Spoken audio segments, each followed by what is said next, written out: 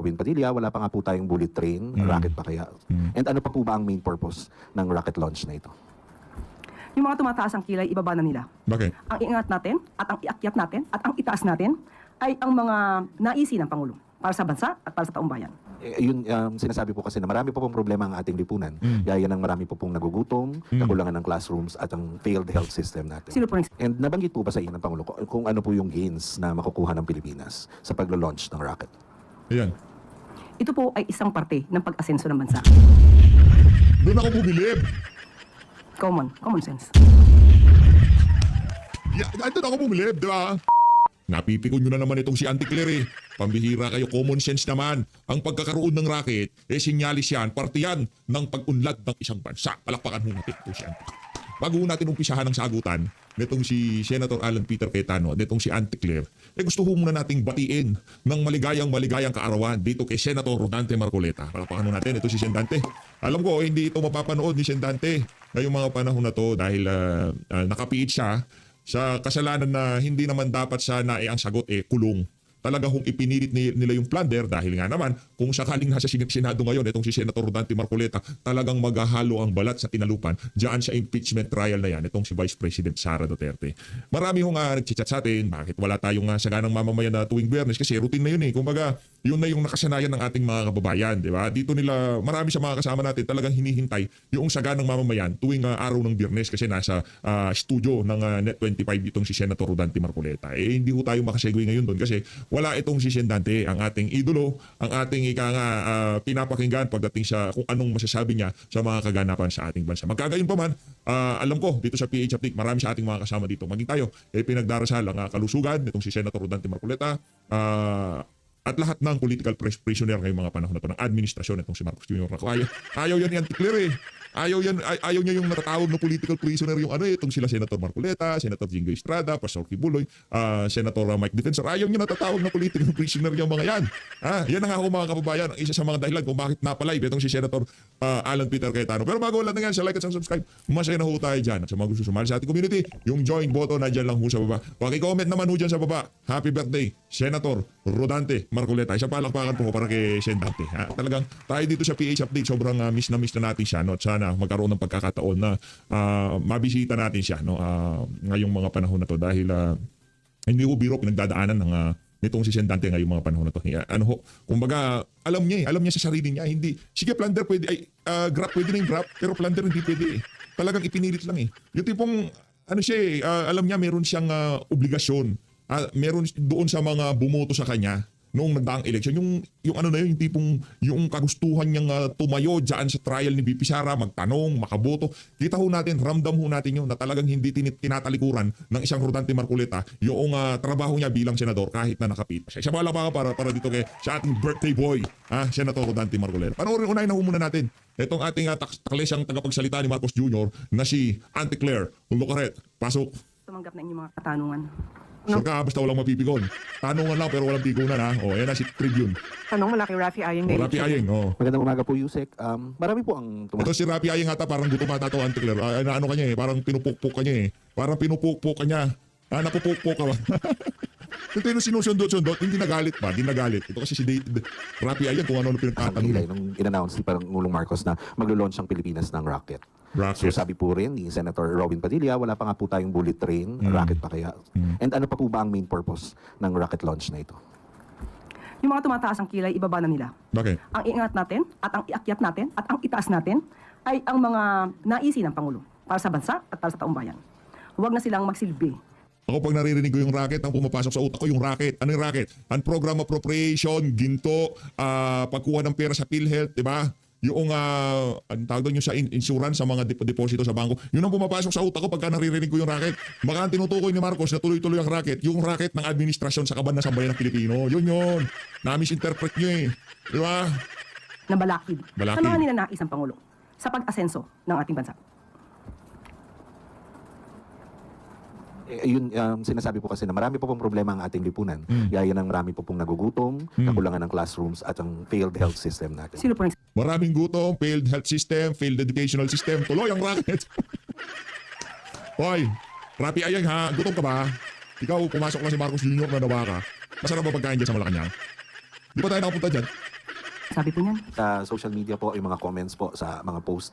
Kung sila po ay nakinig sa Pangulo at nakikita po nila ang lahat ng programa, ito po naman ay tinutugunan ng ating Pangulo. Hindi pa po tapos ang obligasyon ng ating Pangulo sa pag-usad ng ating bansa. Nandiyan pa rin po, tuloy-tuloy ang pagtatrabaho. And nabanggit po ba sa inyo ng Pangulo kung ano po yung gains na makukuha ng Pilipinas sa paglo-launch ng rocket? Ayan. Ito po ay isang parte ng pag-asenso ng bansa. Doon ako bubilib. Common sense. Doon ako bubilib, di ba? Ang pagkakaroon ng rocket, parte yan ng pag-asenso ng isang bansa. Totoo naman. Kaya nga bumilib ako. Kung maganda ang healthcare system natin, transportation system, educational system, social welfare system, ayuda. Di ba?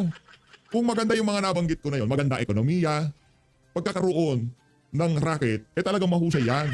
Hindi kung nakikipagsabayan ka sa India, China, Japan, US, Russia. Di ba yung mga rocket yun? Ano pa? Germany, di ba? Mga merong mga space program kung tawagin, di ba? Nakikipagsabayan tayo. Kaso yung mga nabanggit ko, husay nyo na yun ng mga bansa, okay ang kanilang educational system, transport system, healthcare system, economics, lahat yan, okay yan. Di ba? Japan ba naman? Yung kanilang bullet train. Yung tipong pupunta ka ng Cebu hanggang Pilipinas, ganun ka lang, ilang oras lang, nandun ka na kagad. Mabilis mo talaga. Tatakbo ba naman ng 300 km per hour? Di ba? Ganun ho kabilis. O tayo nga, Bicol Express ka, di na gumagana ata. Gumagana pa ba yun? Tapos gusto natin wala namang problema. Pinalakpakan ko pa ngayon. Napa-standing ovation nga ako Rocket, tuloy ang rocket, ang program appropriation, GOAT project, ibang rocket pala yung tinutukoy niya. Kasi naiisip ko rocket, yung rocket ng administrasyon na to, mga kakurakutan nila sa pondo ng sambayan ng Pilipino, ang tinutukoy palang rocket ni Marcos Jr., yung lumilipad. Sa bagay, lumilipad din pala siya pagkatapos niya suminghot. Sunod, okay, may Follow. Sunod na tanong mula kay Allen Limos, The Manila Times. Good morning po. Manyaga, Senator. anti-clear, During his SONA po, Gusto mo President pang umisa, Marcos opened also the idea of nuclear energy po, of revisiting that up. Debates online po circulated after some senators opposed this proposal po, citing how even a first world country like Japan suffered catastrophic nuclear failures. On top of that din po, yung severe economic setbacks due to massive cost overruns. Now, how will we make sure po that we mitigate these kinds of risks po once we push through with this project po? Kahit naman po na nagkaroon ng bilateral meeting ang Pangulo with the Russian President Vladimir Putin, isa po ito sa kanyang nabanggit. Dahil hindi madali na ipaliwanag ang safety ng nuclear energy. At sinisigurado naman po na kapag ito po ay pinasok po natin, ang pag-aaral po na ito ay dapat na kumpleto. At ang mga polisiya na gagamitin dito ay hindi po itatago sa inyo. Ang DOE po, sa pamamagitan po ng Nuclear Energy Program Interagency Committee, ay nagsasagawa na po at nagtatrabaho on a whole of government approach. So, kailangan mag-comply sa safety, security, and safeguards requirement na naaayon din naman po sa... Hindi ako naniniwala dyan. Pagka kinurakot, yung para sa safety, security ng facility na yan, malaki yung problema dyan. Pantatakaw pa naman sa pera, lalo na kung halimbawa meron tayong presidente na kagaya ni Marcos Jr. ngayong mga panahon na to at meron tayong ganyang klaseng pasilidad. Yung dapat na naka-allocate dyan sa safety, security ng pasilidad na yan. Paano kung ninakaw ni Marcos Jr.? Yan laki ng problema natin ngayon. Yun ang problema ko.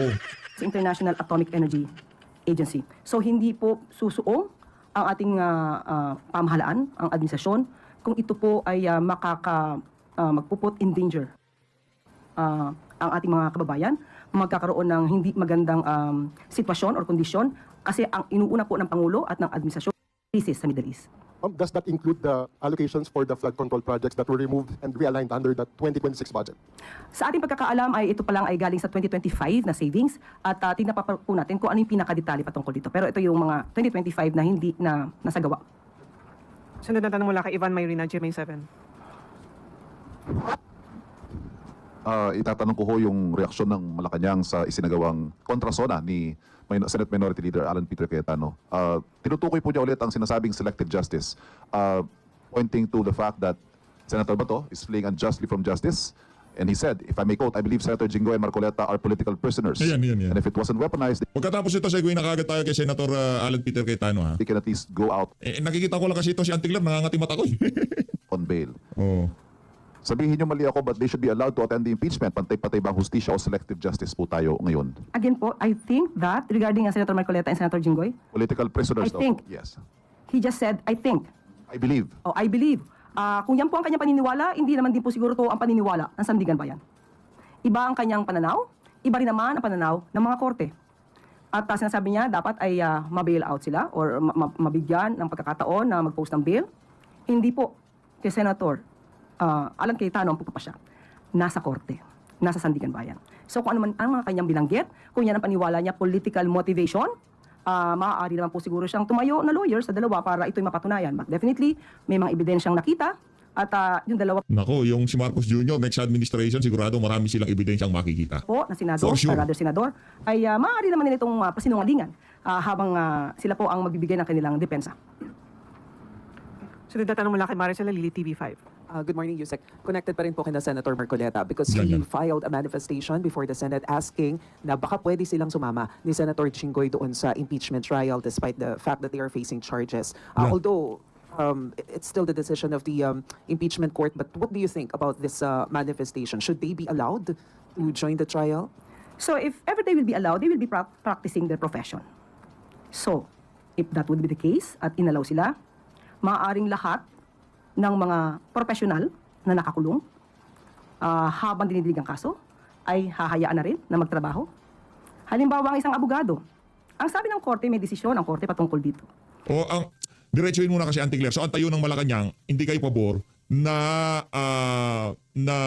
makadalo itong si Senator Alan Peter Cayetano at itong si Senator Jinggoy. Diretsuhin muna, dami pa Siya ay maaari lamang gawin ang kanyang profesyon or i-practice ang kanyang profession bilang abogado kung siya mismo ang nasasakdal at ipinagtatanggol niya ang sarili niya.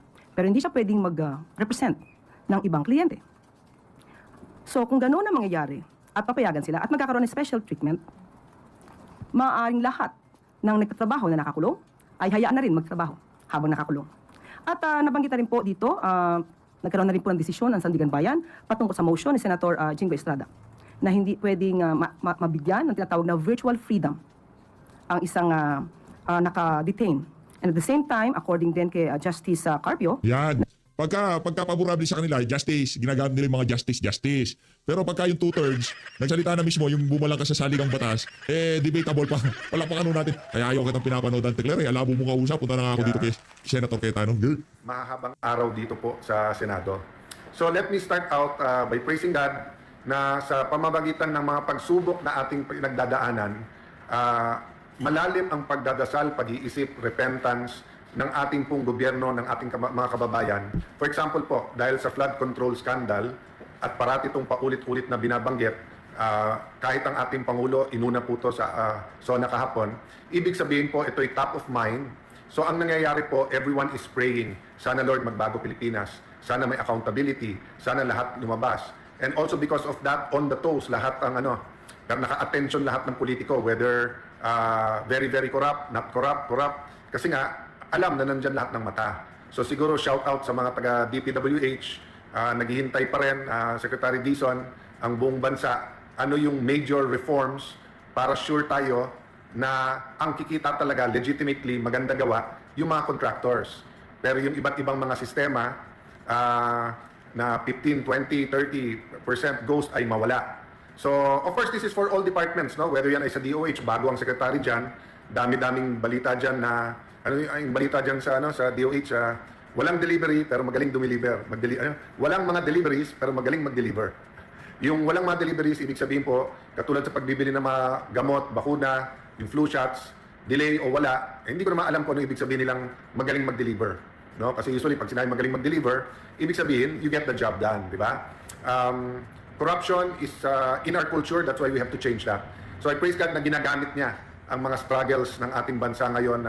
Yun nga lang po, so while we're praising God, we're asking Him for mercy kasi as usual po, ang tinatamaan yung pinakamaliit, di ba?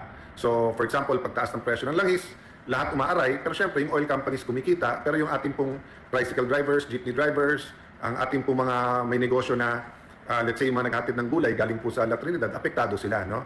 So it's a special day then because we want to say happy birthday, Senator Kuya Dante Marcoleta. Happy birthday, Miss Dante. ka na namin dito sa Senado, hindi mo man lang naumpisahan yung impeachment process, no? Assalamualaikum sa ating mga kapatid, sa lahat po, kung ano man religion nyo, nagpapaabot kayo na pinagdadasal nyo kami. Thank you po.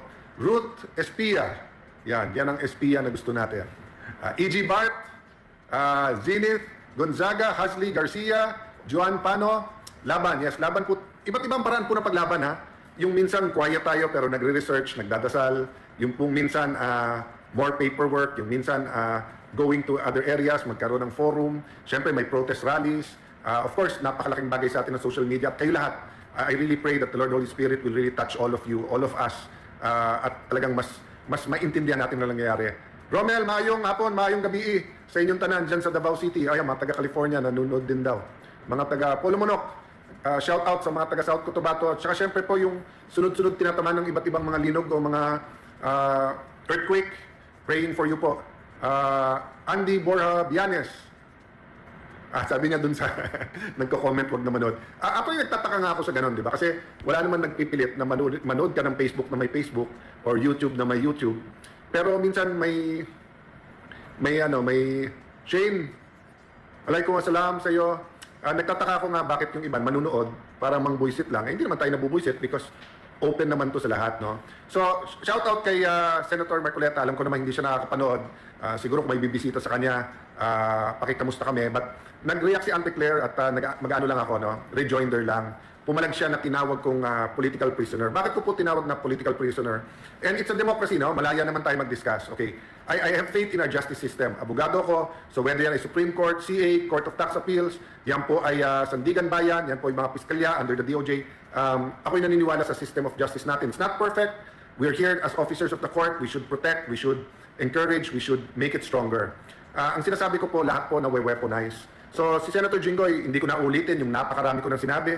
Siya na magsasabi sa inyo, sabi niya sa tamang panahon, ilalabas niya yung ebidensya na yun nga na kung sumama siya sa kabilang side o sa administrasyon, hindi na dapat siya nakulong. O si Senator Marcoleta, nagkakaisa naman po tayong lahat siguro, karamihan sa atin, karamihan ng lawyers na paano naging plunder yung donation sa eleksyon.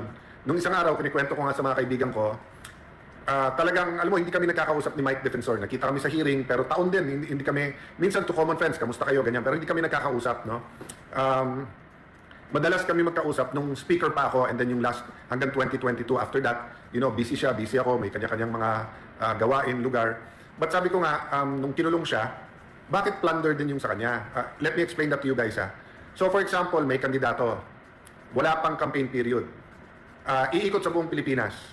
1 million kayo na nag-donate ng 50 pesos para yung sa pangmerienda niya, pamasahe, etc. So, plunder ba yon?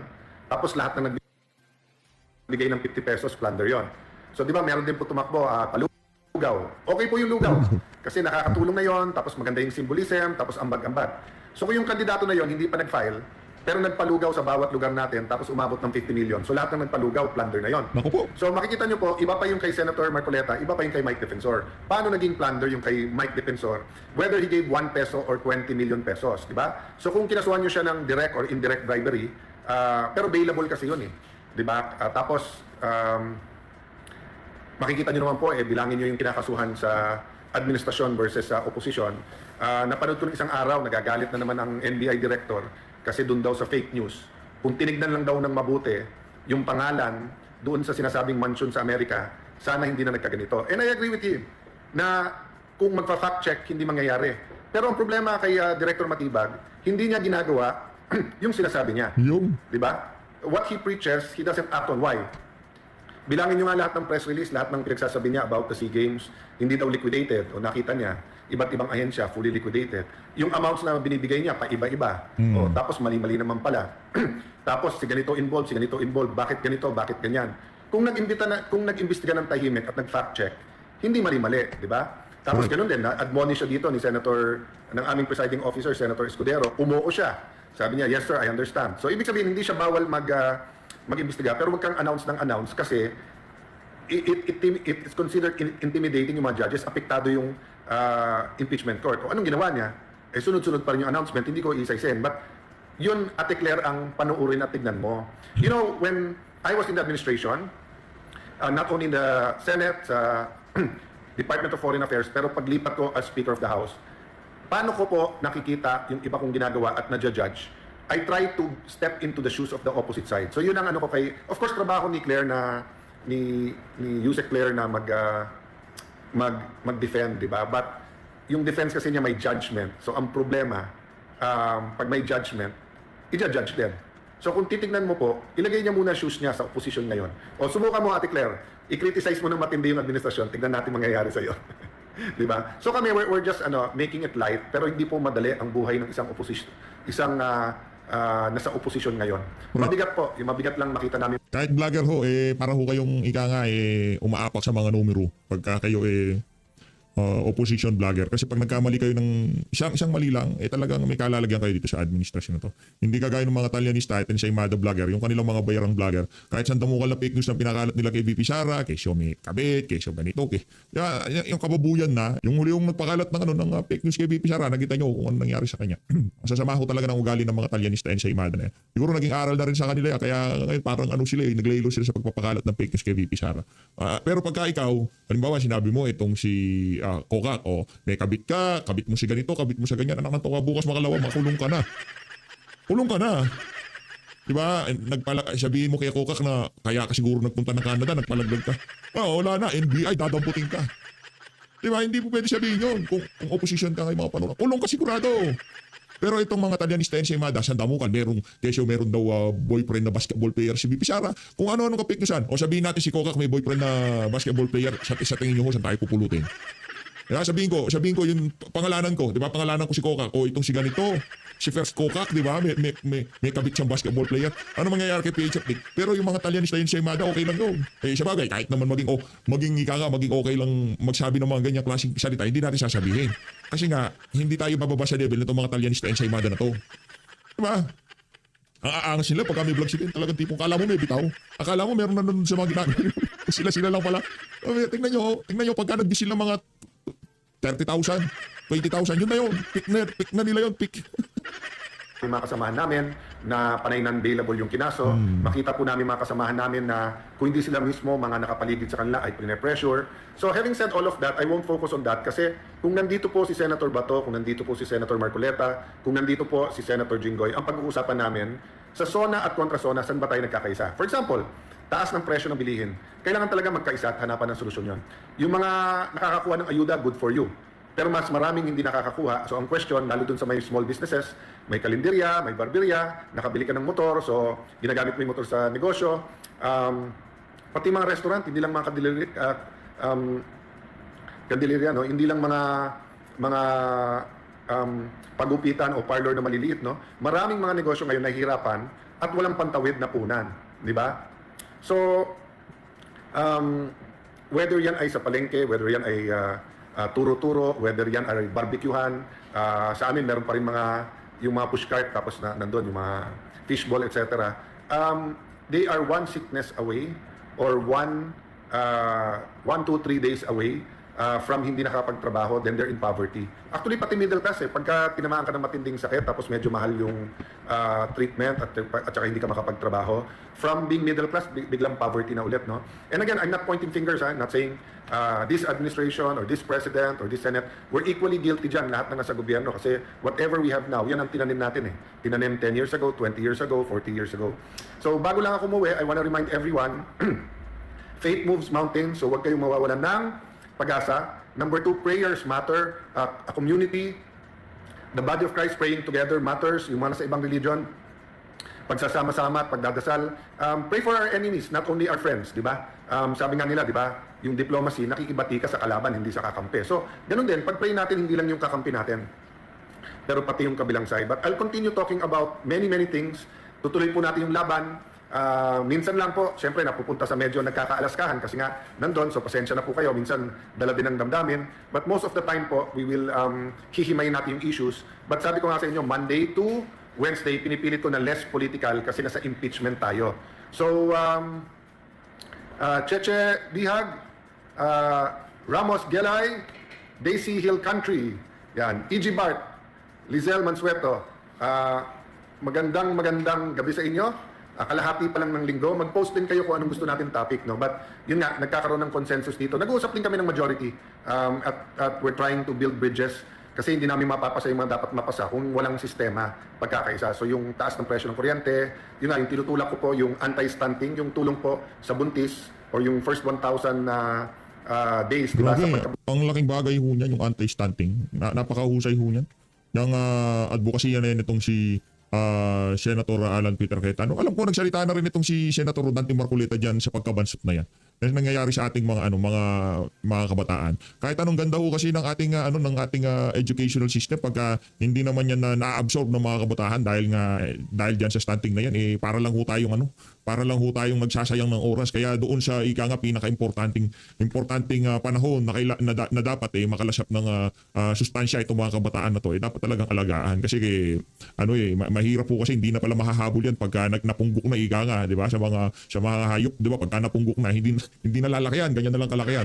Ganon din pala sa mga bata, yung first 1,000 days importante mabigay lahat ng nutrisyon at vitamina para yung kanilang edukasyon, kung ano man ang kanilang pag-aaralan, may chance sila na talagang mag-excel sa mga larangan na gusto nilang pasukan pagka tumanda sila, no? Pagka punggok na, wala na, yari, di ba?